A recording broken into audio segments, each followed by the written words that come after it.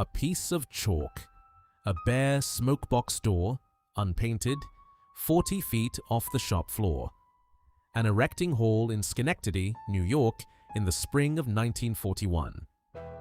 Somebody working that floor, a man whose name nobody bothered to write down, reached up and chalked 2 words onto the front of an unfinished locomotive. The 2 words stuck. The name the railroad had been planning to use did not. That name was Wahsatch, and it was the only part of this machine that would ever have told you which mountain it was actually built to beat. Before we go further, tell me one thing about a machine you love that you have never once checked. Put it in the comments.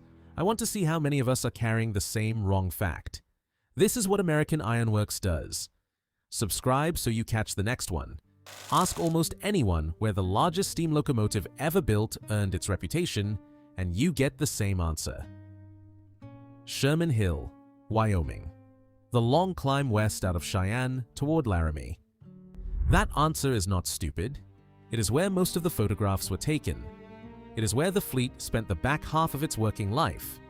Sherman Hill is also, by a clear margin, the steeper of the 2 grades, 1.55% westbound after the 1901 realignment against a summit at 8,014 feet. And it is not the hill the locomotive was designed for. The hill that produced the Big Boy runs east out of Ogden, Utah, through Weber Canyon and Echo Canyon, and it tops out at a place called Wahsatch. Ogden sits at 4,298 feet. Wahsatch sits at 6,799 feet. The climb between them is 2,501 feet, spread across 65 miles. That works out to just over 38 feet of rise for every mile of track. The line does not climb in a straight line either. It runs up Weber Canyon, turns into Echo Canyon, and cuts through tunnels bored into the rock. One of them, 223 feet long, at a place called Curvo, another 692 feet long, a few hundred yards from it. It passes Winter, Devil's Gate, Peterson, Morgan, Devil's Slide, Hennifer, Echo, Emery, Castle Rock. Then Wahsatch and the top. It does not sound like much. On a highway you would not notice it. On steel wheels running on steel rail, with no tread and almost no friction to work with, it is the difference between a railroad and a wall. Here is what that grade does to a train. A freight of 3,600 tons weighs 7.2 million pounds. On a 1.14% grade, gravity pulls back on that train with roughly 82,000 pounds of force, more than 40 tons of pure resistance, before you count a single pound of rolling friction before the train has moved 1 inch. Union Pacific had been fighting that hill since 1869. The first transcontinental line through those canyons climbed at 1.72%. In 1916 and 1917, the railroad built a second track and got the eastbound ruling grade down to 1.14%. And that number, 1.14, becomes the most important figure in this entire story. Because even at 1.14%, the hill won. Helper locomotives were required on the Wahsatch grade from the very beginning. Not occasionally, not in winter. Every heavy eastbound train out of Ogden needed a second locomotive coupled on to get it over the top, and then that second locomotive had to be cut off at Wahsatch and run back down light, burning fuel, occupying track, earning nothing. Think about what that actually costs. A crew gets paid to run a locomotive hauling nothing of its own. Coal gets burned lifting the helper's own weight to the 501 feet up a canyon. Then a slot on a busy railroad gets held open while the thing comes back down empty, and the whole cycle starts again on the next heavy train. For more than 70 years, that was simply the cost of doing business in Utah. The railroad kept trying to buy its way out. The 4 to 12 twos were rated at 3,000 tons over that stretch. So were the 2880 mallets. In 1936, Union Pacific took delivery of 15 4664 Challengers, the 3900 series, which the railroad described as designed especially to move trains up the Wahsatch grade without helpers. They were not enough either. A Challenger could move a train up that hill. What it could not do was move a full one, which meant the railroad went on cutting tonnage out of eastbound freights and went on paying a second crew to make up the difference.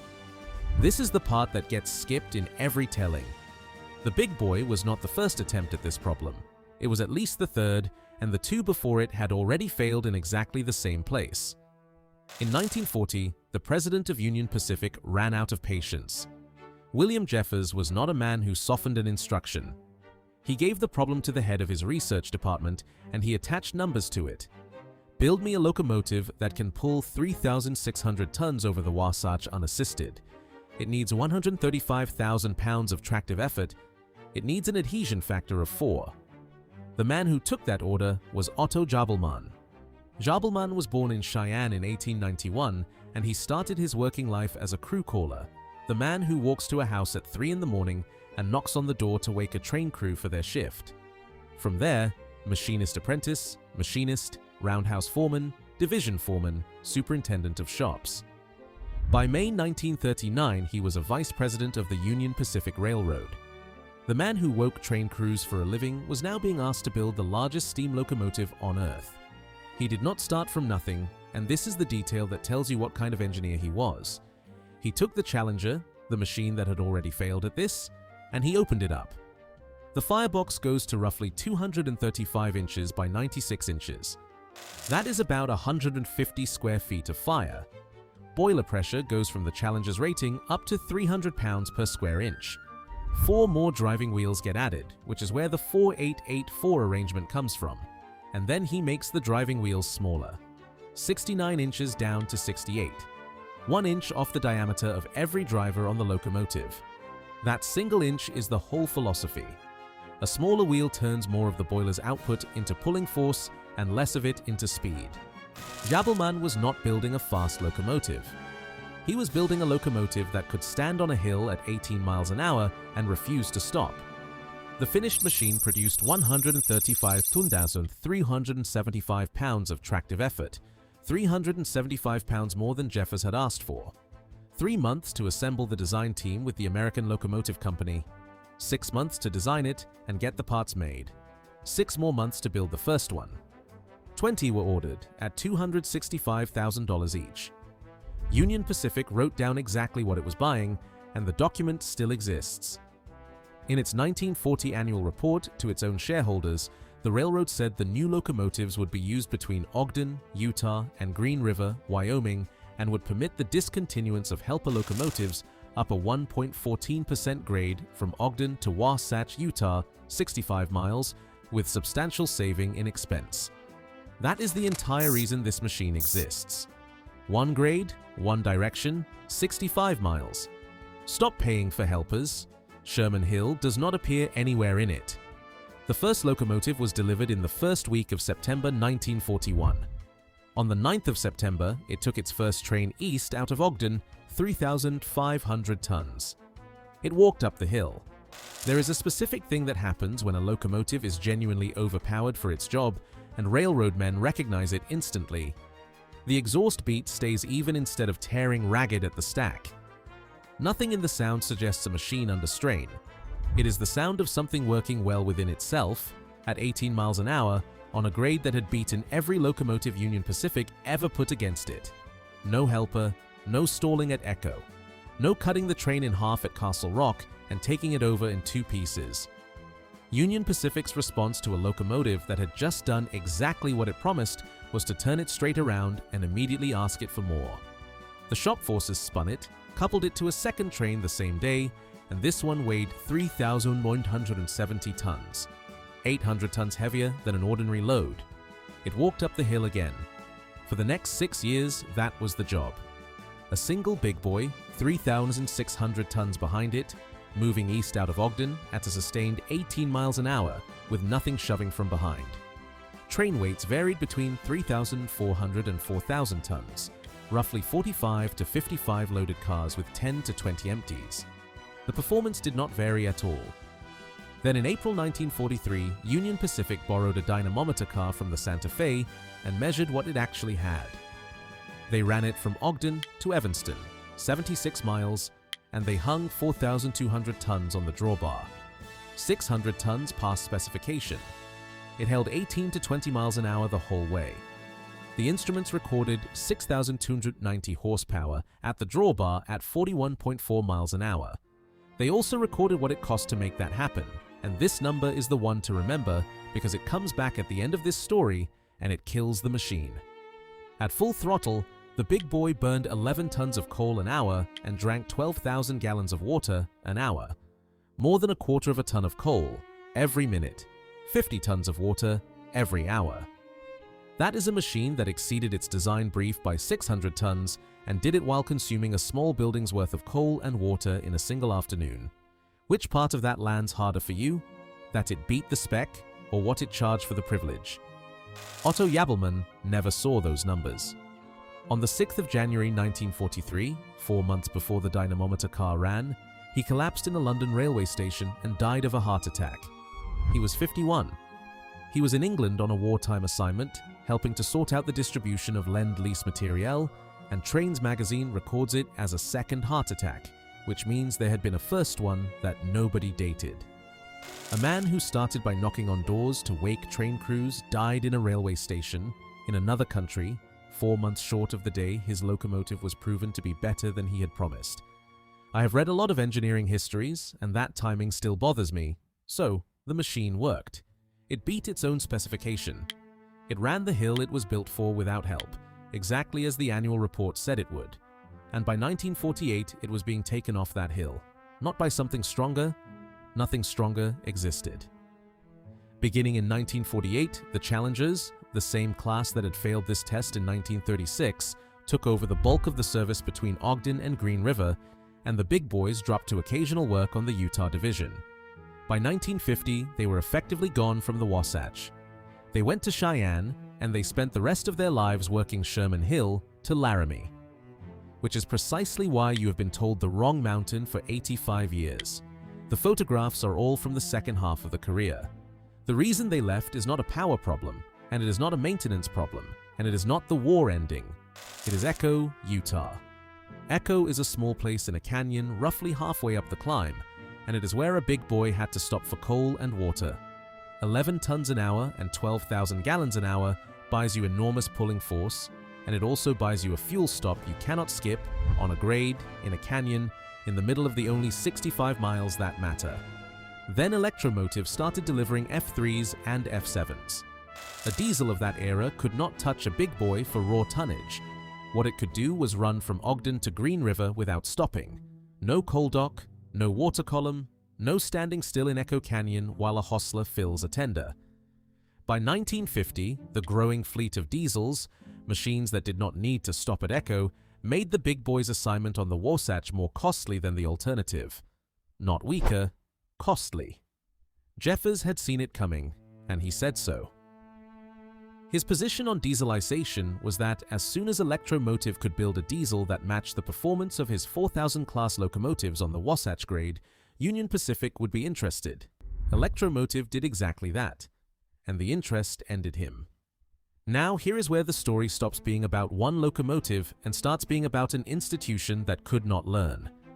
In the early 1950s, Union Pacific went looking for the next answer, and it went somewhere genuinely strange. It bought gas turbines, locomotives with a jet engine in the frame, burning residual fuel oil, the most powerful single units in the world at the time. The first standard turbines arrived in early 1952. Their normal working arrangement out of Ogden was a 210-2 coupled on behind to help them move heavy drag freight. Read that again. The most advanced motive power on the North American continent on the same 65 miles, taking a helper. The official numbers are worse. Under the Wyoming Division's special rules, effective the 1st of July 1954, the tonnage rating for gas turbines 51 through 75 from Ogden to Wahsatch was 3,570 tons. Union Pacific's design target for the big boy, 14 years earlier, had been 3,600 tons. The turbines were rated 30 tons lower on the same hill than the steam locomotive they replaced. And then comes the number that closes the circle. In October 1956, despite new high horsepower diesels, despite the turbines, despite everything the railroad had spent since 1940, 92% of all eastbound freight traffic out of Ogden used a helper engine to climb the 1.14% Wahsatch grade. 92%. All of the Wahsatch helpers were 3700 class Challengers. coupled at the rear of the train behind the caboose, shoving, then cut off at Wahsatch and run back down light to Ogden, the exact operation in the exact place that the big boy was commissioned in 1940 to abolish. Steam locomotives were pushing gas turbines up a hill, 25 locomotives, a year of design, 20 units at $265,000 apiece. A specification met and then exceeded by 600 tons. And 15 years later, the helpers were back, the grade was unchanged, and the machine that had actually solved the problem was in Wyoming, hauling somebody else's freight over a hill it was never designed for. I want to be careful here, because there is a version of this story that calls the big boy a failure, and that version is wrong. It did the job. It did it for 6 years, unassisted, precisely as specified, and then it did 600 tons better than specified in front of instruments. Nothing about the machine failed. What failed was the assumption underneath the order that the problem was pulling force. It never was. The problem was standing still. Every locomotive on that grade is fighting the same 82,000 pounds of gravity. Jabelman solved that with fire, a bigger box, more pressure, smaller wheels, 11 tons of coal an hour turned into 135,375 pounds of tractive effort. It is a beautiful solution and it is arithmetically correct. But the fire is also the appetite. The thing that generates the pulling force is the same thing that empties the tender. The strength and the weakness are not two features of this locomotive that happen to sit side by side. They are one feature, described twice.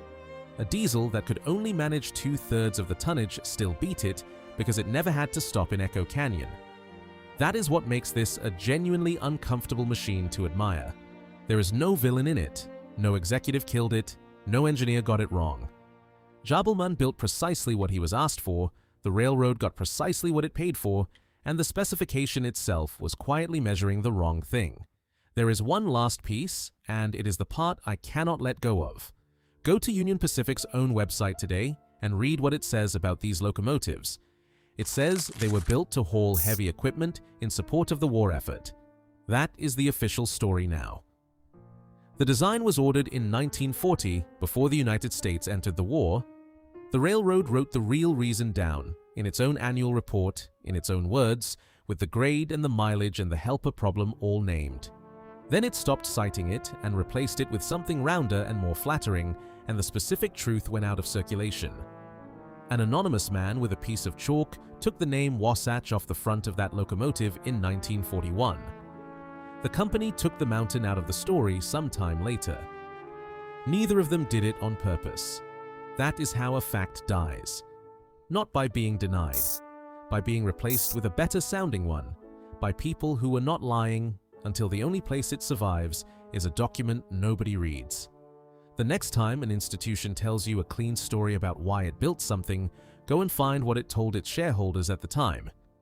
The two are rarely the same document, and the second one is almost always the honest one. That is what American Iron Works does. Subscribe so you catch the next one.